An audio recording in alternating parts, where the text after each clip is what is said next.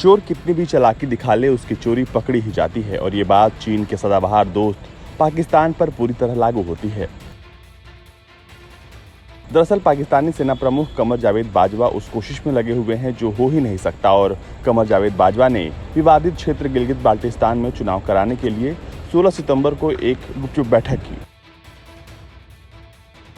इसके लिए देश की सभी बड़ी पार्टियों के नेताओं को तलब किया गया और इस गुप्त बैठक में शहबाज शरीफ और आसिफ अली जरदारी के बेटे बिलावल भुट्टो भी मौजूद थे।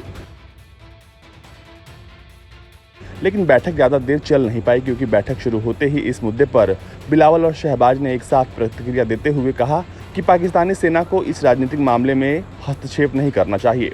और फिर क्या था, बाजवा तिलमिला गए। मामला इतना बढ़ गया कि बैठक तीखी बहस के रूप में तब्दील हो गई।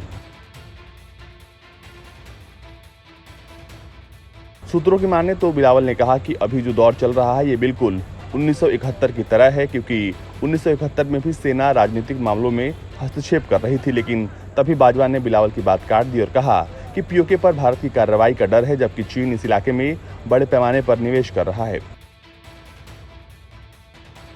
ऐसे में हम गिलगित बाल्टिस्तान को नया प्रांत बनाना चाहते हैं। लेकिन बिलावल नहीं रुके। उन्होंने फिर 1971 के बांग्लादेश युद्ध के समय सेना की राजनीति में दखल का जिक्र किया तो बाजवा ने उन्हें डांट लगा दी।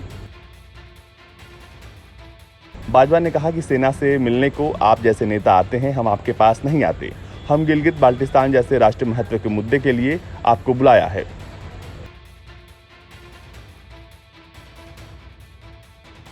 तो वहीं भारत ने पाकिस्तान को पहले ही साफ शब्दों में कहा था कि पीओके गिलगित बाल्टिस्तान को तुरंत खाली कर देना चाहिए क्योंकि उसका इस इलाके पर अवैध कब्जा है।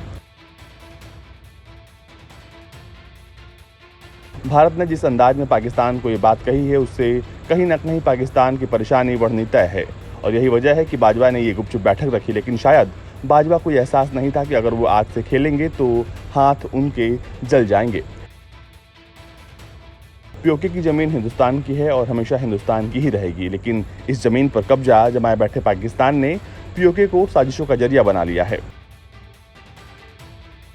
फिलहाल अब कुछ भी हो, पाकिस्तान अगर ऐसी नापाक हरकतें करता है तो ये समझा जा सकता है कि वो मुसीबत को खुली चुनौती दे रहा है, क्योंकि पाकिस्तान को ये बात समझ लेनी चाहिए कि वो कुछ भी कर ले, लेकिन आज नहीं तो कल भारत अपनी जमीन पाकिस्तान से वापस लेकर ही रहेगा। ब्यूरो रिपोर्ट, भारत तक।